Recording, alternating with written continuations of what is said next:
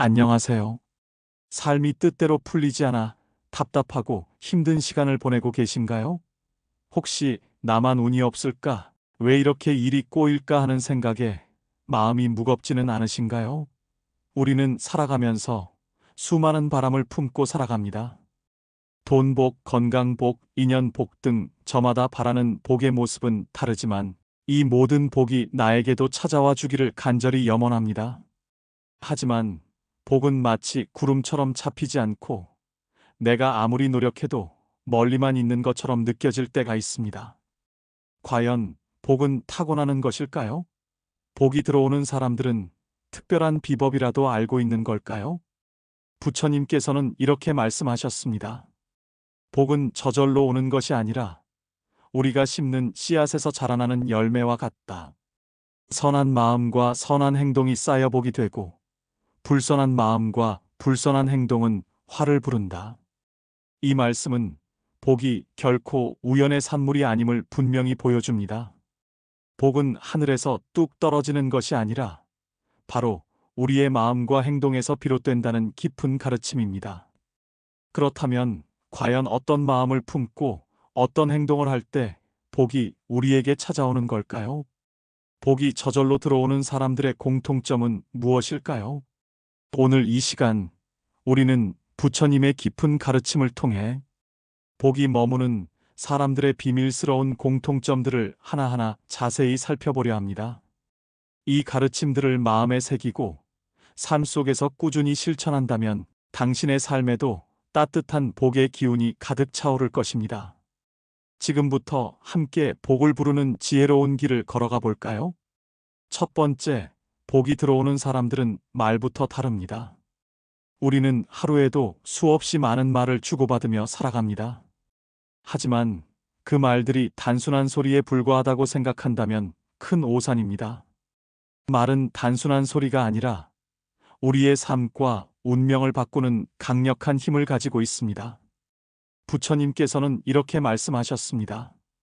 입에서 나오는 말은 곧 마음의 표현이며 마음은 곧 업이 된다.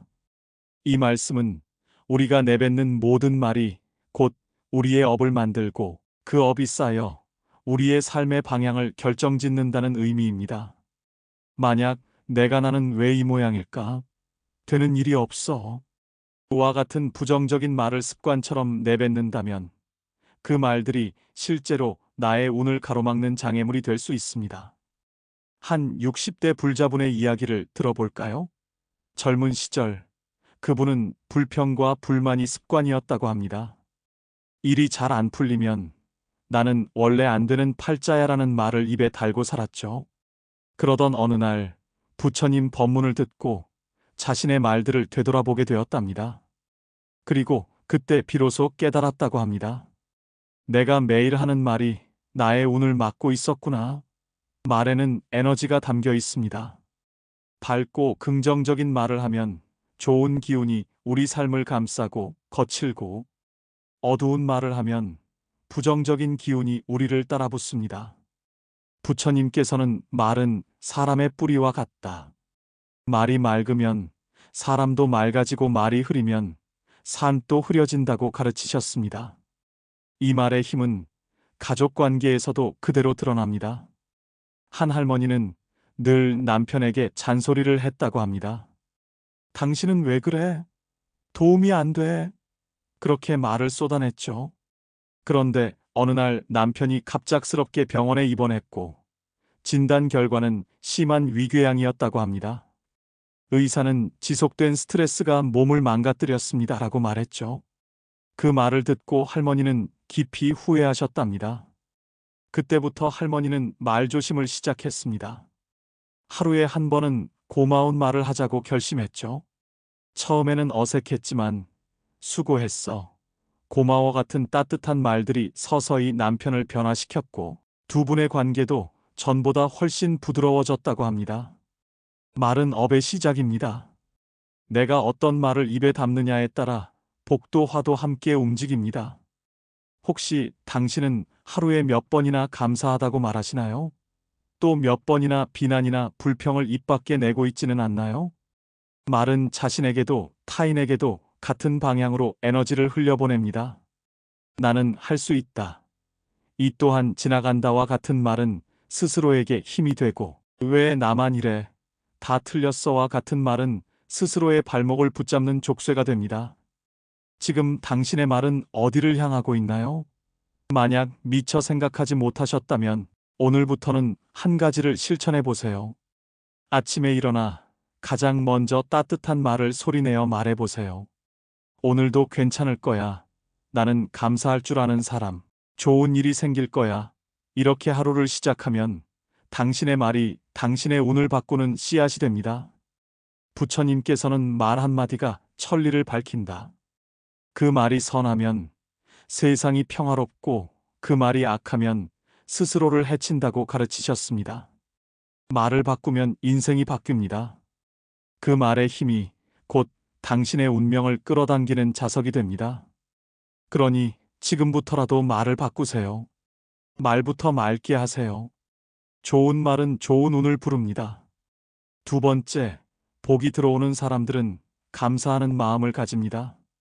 나는 복이 없는 사람이야. 이런 말을 입버릇처럼 하는 분들이 의외로 많습니다. 그런 분들에게 부처님께서는 이렇게 말씀하셨습니다. 감사하는 마음은 복을 불러오는 문이다. 마음에 감사가 없으면 복도 그 문을 들어오지 못한다. 감사는 단순히 예의를 갖추는 습관이 아닙니다. 감사는 복이 들어올 수 있도록 문을 활짝 열어주는 삶의 태도입니다. 복이 따르는 사람들은 이미 감사할 줄 아는 마음을 가집니다. 그들은 작은 것에도 감사하며 삶의 모든 순간에서 긍정적인 면을 발견합니다. 한 60대 불자 여성의 이야기를 들어볼까요? 그녀는 자신이 가장 힘들었던 시절, 하루하루를 원망으로 가득 채우며 살았다고 말했습니다. 남편은 사고로 실직했고, 자식은 연락도 없었으며, 몸도 여기저기 아프기 시작했습니다. 그녀는 매일같이 나는 왜 이렇게 운이 없을까? 왜 나만 이런 고생을 할까? 라고 한탄했죠. 그러던 어느 날 우연히 근처 절에 들렀다가 스님의 법문 하나를 듣게 됩니다. 스님께서 이렇게 말씀하셨습니다. 감사할 줄 모르는 마음은 복을 알아보지 못하는 마음입니다. 그 말이 그녀의 가슴에 콕 박혔답니다. 그날 이후 그녀는 결심했습니다. 매일 3가지씩 감사한 것을 적어보자. 오늘 숨 쉴 수 있었음에 감사합니다. 따뜻한 밥을 먹을 수 있어 감사합니다. 해가 지고 하루가 무사히 지나가 감사합니다. 처음엔 억지로 적는 것 같았지만 일주일쯤 지나자 조금씩 변화가 생겼습니다. 무겁던 마음이 조금씩 가벼워지고 불안하던 생각들이 조용해졌습니다. 그러자 신기하게도 남편은 작은 일자리를 시작했고 잊었던 자식에게서도 안부 전화가 왔습니다. 그녀는 말합니다. 기적은 없었어요. 하지만 제가 변하니 세상이 달라졌습니다. 감사하는 마음은 우리의 시선을 바꿉니다. 부족한 것만 보던 눈이 이미 가진 것을 바라보게 됩니다. 그 마음이 복을 불러오고 기회를 만들고 좋은 인연을 끌어당깁니다. 부처님께서는 감사하는 이는 하늘의 공덕을 짓고 불평하는 이는 스스로 복을 끊는다고 가르치셨습니다. 감사의 말은 당신의 입에서 나올 때 곧 복의 씨앗이 됩니다. 우리는 지금도 수많은 복 속에 살고 있습니다. 숨을 쉬고 있고 누군가와 대화하며 하루를 살아가고 있습니다. 하지만 그것을 당연하게 여기기 시작하면 복은 보이지 않고 불만만 남습니다. 노년의 삶에서 가장 중요한 덕목 중 하나는 감사입니다. 이만하길 다행이다. 그래도 내가 살아있구나. 고마운 사람들이 있구나. 이런 마음이 운을 바꾸는 첫걸음이 됩니다. 누군가는 말했습니다. 감사는 마음의 기도를 드리는 가장 부드러운 방법이라고요. 지금 힘드시더라도 감사할 수 있다면 당신의 마음은 복을 맞이할 준비가 되어 있는 것입니다. 오늘 하루가 어쨌든 상관없습니다. 자리에 앉아 눈을 감고 이렇게 말해보세요. 감사합니다. 오늘도 살아있어서 감사합니다. 그 한마디가 당신의 기운을 부드럽게 바꿔줍니다. 그리고 반드시 그 기운은 좋은 운이 되어 당신을 향해 다가올 것입니다. 감사하는 사람에겐 절대 복이 늦게 찾아오지 않습니다. 세 번째, 복이 들어오는 사람들은 끊임없이 움직입니다. 운이 따르는 사람은 가만히 앉아서 기회를 기다리지 않습니다. 그들은 기회가 왔을 때 움직일 준비가 되어 있던 사람들입니다. 부처님께서는 이렇게 말씀하셨습니다. 기회는 항상 움직이는 자에게 간다. 행동하지 않으면 복도 문을 두드리지 않는다. 기회는 아무에게나 오지 않습니다. 준비된 사람에게만 그 문을 엽니다. 한 60대 남성 불자의 이야기입니다. 오랜 기간 직장을 다니다 명예퇴직을 하게 되었고 그 뒤로 마음이 많이 무너졌다고 합니다. 이제 끝이다. 내가 할 수 있는 일은 없다. 그는 그렇게 생각하며 집에만 틀어박혀 몇 달을 보냈습니다. 그런데 평소 다니던 절 스님께서 말씀하셨습니다. 몸이 움직이지 않으면 기회도 따라오지 않습니다. 작은 일이라도 하루에 한 번 움직이세요. 그 말이 이상하게 마음에 남았습니다. 그날부터 그는 동네 뒷산에 오르기 시작했습니다. 처음엔 한숨 쉬며 걷던 발걸음이 조금씩 가벼워졌고 몸이 풀리기 시작하자 마음도 열렸습니다. 그러던 어느 날 산 정상에서 마주친 이웃이 말을 걸었습니다. 경님, 요즘 시간 있으시면 동네 아이들 수학 좀 봐주실래요? 그는 아무 생각 없이 그래요라고 대답했는데 그 일이 또 다른 기회를 불러왔습니다. 아이들을 가르치며 삶에 다시 의미를 느꼈고 입소문이 나서 나중엔 동네 작은 공부방까지 운영하게 되었습니다. 그는 말합니다. 내가 움직이자 기회가 찾아왔습니다. 기적은 대단한 게 아니더라고요. 이것이 바로 운이 움직이는 방식입니다. 준비된 자에게 기회는 찾아오고 움직이는 자에게 복은 붙습니다. 부처님께서는 가만히 앉아 하늘만 바라보는 자는 결국 물도 마시지 못한다. 움직이고 구하는 자에게 복이 도착한다고 가르치셨습니다. 기회를 맞이하는 법은 복잡하지 않습니다. 오늘 내가 움직였는가? 오늘 내가 도전했는가? 그 작은 움직임이 당신의 인생을 조금씩 다른 방향으로 이끌게 될 것입니다. 노년의 시기란 무언가를 마무리하는 시간이 아니라 삶을 다시 가꾸는 시간입니다. 가만히 있으면 기회도 복도 당신을 비켜갑니다. 하지만 오늘 마음을 움직이고 몸을 움직이면 작은 일 속에서도 기회는 반드시 다가옵니다. 혹시 지금 당신 앞에 기회가 없는 것 같아 속상하신가요? 그렇다면 한 걸음만 움직여 보세요. 절에 가보는 것도 좋고, 봉사를 해보는 것도 좋고, 그냥 마당을 쓸고 산책을 해도 좋습니다. 움직이는 그 순간, 기회는 이미 당신을 향해 오고 있는 중입니다. 기다리지 말고 준비하십시오. 운이 좋아지는 길은 바로 당신의 행동 안에 있습니다. 네 번째, 복이 들어오는 사람들은 베풀 줄 압니다. 운이 따르는 사람들에겐 하나의 공통점이 있습니다. 그들은 자신만을 위해 살지 않았습니다. 늘 누군가를 위해 작은 것을 나누고 도움이 필요한 사람을 그저 지나치지 않았습니다. 부처님께서는 이렇게 말씀하셨습니다. 복은 베푸는 이에게 쌓이고 다 맞는 이에게서 떠나간다. 복은 움켜쥐는 데서 오지 않습니다. 오히려 손을 펴고 내어줄 때 그 손에 복이 깃듭니다. 이것이 바로 인과의 법칙입니다.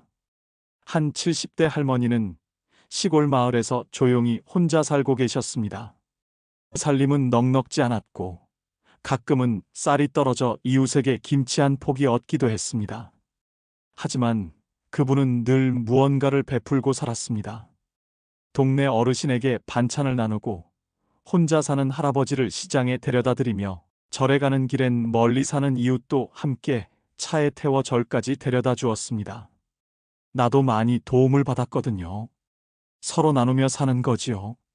그분의 말이었습니다. 어느 날 갑작스레 쓰러져 병원에 실려가야 했을 때 마을 사람들이 하나둘 모였습니다. 누가 먼저 전했는지도 모르게 동네 사람들이 몰려와 구급차를 부르고 입원 수속을 돕고 하루씩 번갈아 간병을 도맡아 주었습니다. 간호사는 말했습니다. 이렇게 많은 분들이 오시는 건 드문 일이에요. 참 따뜻한 삶을 사신 분이네요. 이것이 바로 복이 쌓인 사람의 삶입니다. 작은 나눔들이 결국은 큰 복으로 되돌아오는 순간이 존재합니다. 부처님께서는 또 이렇게 말씀하셨습니다. 주는 이는 즐겁고 받는 이는 따뜻하다. 복은 그 기쁨과 따뜻함 속에서 피어난다. 베풀면 결코 어려운 일이 아닙니다. 돈이 많아야 하는 것도 아니고 시간이 많아야 하는 것도 아닙니다. 웃는 얼굴로 인사하고 따뜻한 말 한마디 건네며 김치 몇 줄 나누는 것, 그것이 진짜 복을 짓는 일입니다. 혹시 지금 당신의 삶이 막히고 운이 흐르지 않는다고 느껴지시나요?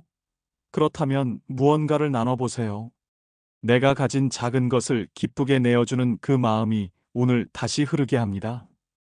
한 노년의 남성 불자도 이런 이야기를 전했습니다. 젊었을 땐 남 도우면 손해라고 생각했어요. 근데 이상하게 남을 도와준 날은 기분이 좋고 그날 일이 잘 풀리더라고요. 노년의 삶에서 남을 도울 수 있다는 건 지금도 복이 있다는 뜻입니다.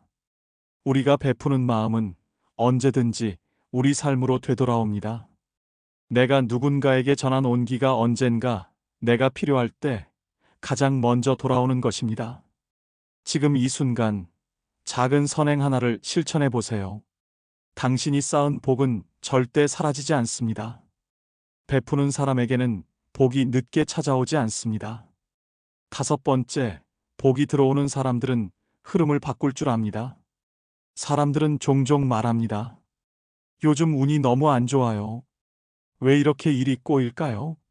하지만 부처님께서는 이렇게 말씀하셨습니다. 운이 막힐 땐 마음을 바꾸고 마음을 바꾸었으면 행동을 바꾸어라. 운이 나쁜 것이 아니라 흐름이 막힌 것일 수 있습니다.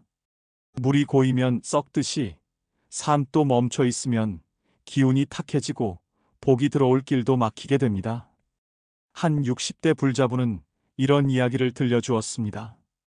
퇴직 후엔 그냥 집에만 있었답니다. 밖에 나가기 싫고 사람 만나기도 귀찮았죠. 그러다 보니 하루하루가 의욕도 없고 너무 무기력했답니다. 그분은 어느 날 우연히 동네 절에 들렀다가 스님의 법문을 듣게 되었습니다. 삶이 막혔다면 흐름을 바꾸세요. 습관을 바꾸고 자리를 바꾸고 만나는 사람도 바꿔야 합니다. 그 말이 머릿속에 깊게 남았고 다음 날부터 그는 매일 동네 뒷산을 오르기 시작했습니다. 처음엔 힘들었지만 조금씩 몸이 가벼워지고 마음도 함께 움직이기 시작했습니다. 산에서 마주치는 이웃과 인사를 나누고 작은 일거리를 부탁받기도 하고 그렇게 세상과의 연결이 조금씩 다시 열리기 시작했습니다. 그는 말합니다. 그저 걷기만 했는데 삶이 다시 돌아가기 시작했어요. 그게 복의 시작이었던 것 같아요. 부처님께서는 이렇게도 말씀하셨습니다. 고인 물은 썩고 흐르는 물은 맑다. 삶도 그러하니 변화를 두려워 말라. 노년의 시기에 익숙함은 편안하지만 그 익숙함이 때론 변화를 가로막는 벽이 되기도 합니다. 만약 지금 답답하고 무언가 꽉 막혀 있다는 느낌이 든다면 과감히 흐름을 바꿔야 할 때입니다. 지금까지 해보지 않았던 일을 해보세요. 늘 만나던 사람 대신 새로운 인연을 마주해 보세요. 늘 머물던 장소에서 벗어나 다른 공간에서 새로운 공기를 마셔보세요. 그 작은 변화 하나가 막혀 있던 운을 흐르게 하고 새로운 기운을 불러옵니다. 예를 들어 아침마다 휴대폰을 보던 습관을 감사합니다라는 말로 시작해 보세요. 늘 가던 식당 대신 오늘은 정성껏 지어 누군가를 초대해 보는 것도 좋습니다. 거창할 필요는 없습니다. 마음을 움직이는 작은 변화면 됩니다. 변화는 복을 부르는 문입니다. 지금까지의 방식으로 결과가 안 좋았다면 이제는 방법을 달리해야 합니다. 조금만 용기를 내면 삶이 다시 흐르기 시작합니다. 운은 기다린다고 찾아오지 않습니다. 흐름은 스스로 만들어야 하고 움직일 때 비로소 살아나기 시작합니다.